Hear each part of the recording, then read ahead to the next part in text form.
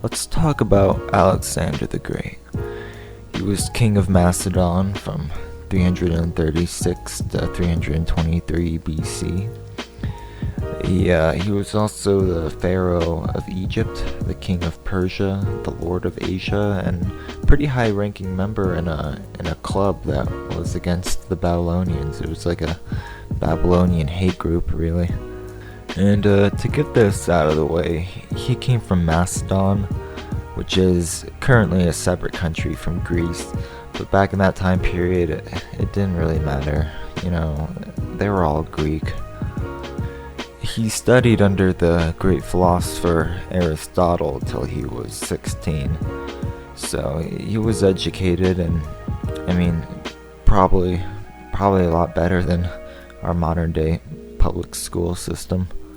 Before Alexander was born, his mother Olympias had a dream that she was struck by lightning, like right in the womb, and she exploded, fire all over the place, and obviously that means he could be the son of Zeus or something. The same day that Alexander was born, his father Philip, who was currently the king at the time, received news that his general defeated a bunch of armies, and his horse apparently won the Olympics. I guess it's a pretty good day for Greeks. Alexander himself was known for having a famed horse. The horse was brought to King Philip by a trader trying to sell it, and Philip was like, well, my horse won the Olympics, why would I want your horse? And so Alexander was like, I can take it, I want a horse. Alexander's first time really wielding any power was when his father left him in charge of Macedon to go fight some war in Byzantium. And the Thracians revolted against Macedon, and Alexander killed them all, or something. And he founded a city there called Alexandrinopolis after himself. So sometime afterwards, the other Greek states tried to invade Macedon, and they ended up failing. Alexander pushed them back, and him and his dad ended up invading them all and conquering Greece. Philip was crowned the hegemon, meaning supreme commander, which would later become the term hegemony, which we refer to as the United States or as a supreme power, in the world. Alexander was only half Macedonian, and the other half was Greek. So when his father Philip ended up having a child with one of his 7 wives, who was 100% Macedonian, Macedonian approved, made in Macedonia, it kind of threatened Alexander, and, he was the reigning heir. So he ended up running away from home and crying about it, which is kind of funny. So Alexander ends up fleeing to Illyria, which was one of the city-states he actually invaded. And the king's like, hey, yeah, sure, you can stay, whatever.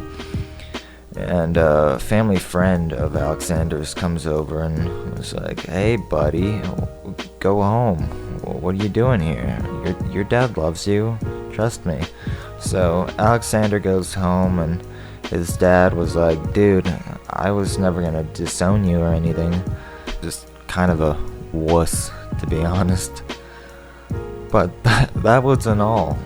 Alexander was still threatened by his new brother, so he tried to marry who was going to be his brother's wife, and Daddy found out and was pissed at him and was like, dude, I was gonna give you a better wife. Like, you shouldn't marry a carrion, or whatever the people are called.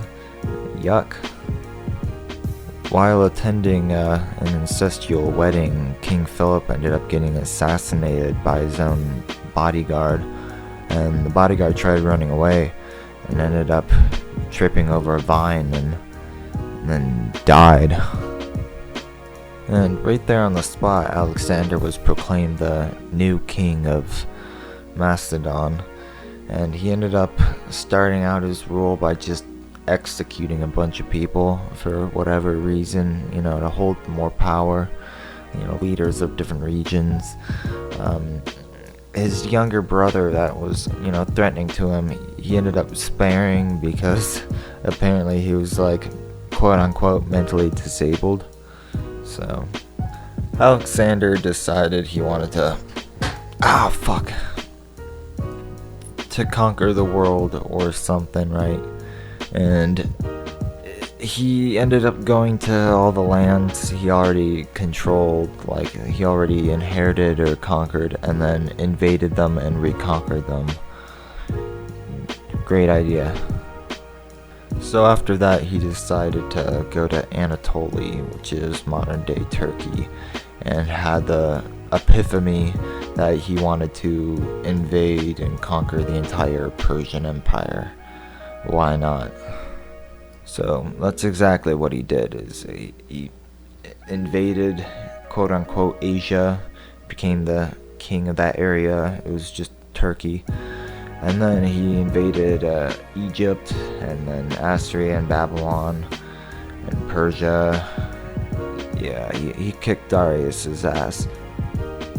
To start summing things up, he ended up conquering the rest of Persia, at least most of it, and then there's some infighting, and some guy saved his life in battle, and then Alexander killed him for some reason. And then Greece got really sad that Alexander was not in Greece, and so Sparta thought they could make everyone feel better by invading them all. Alexander was still really far east, so he was like, why not keep going east? And he went into India and started invading, and this one guy put up such a good fight that when Alexander finally defeated him, he was like, here, anyways, I conquered your land, I'm gonna give you all that land back and more, because that's how you rule and stuff. And the guy, his name was Porus or something, he had a pet elephant, and Alexander was like, whoa, that's cool.